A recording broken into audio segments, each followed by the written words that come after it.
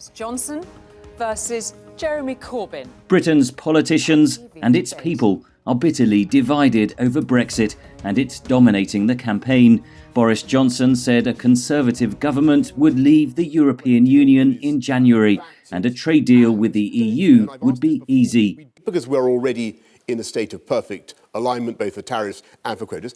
Johnson said a win for his Labour opponents would see more Brexit confusion. We don't know on which side Mr Corbyn would campaign. Is he going to campaign for leave or remain?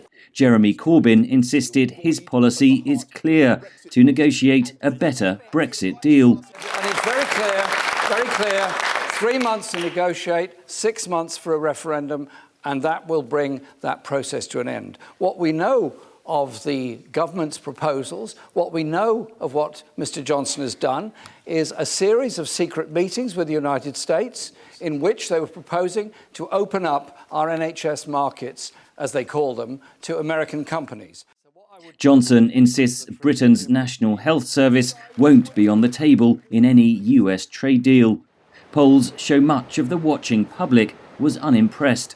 I didn't think anyone won. I didn't think it was a very meaningful or kind of revealing debate at all. It was pretty underwhelming all round, really. There was anger among smaller opposition parties over their exclusion from the debate. There was a huge gap in that debate. Both of them want Brexit, and yet the voice of Remain wasn't there. Scotland's leader renewed her party's pitch for independence. And it really underlines the importance for Scotland of getting our future out of the hands of Boris Johnson, Jeremy Corbyn, a broken Westminster system, and taking our future into our own hands.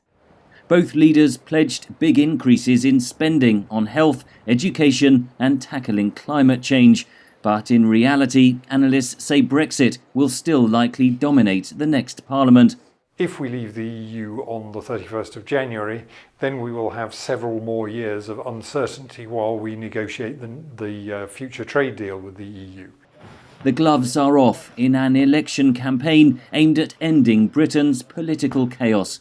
But whichever of these men is the next Prime Minister, their time in office will still be defined by Brexit. Henry Ridgwell for VOA News, London.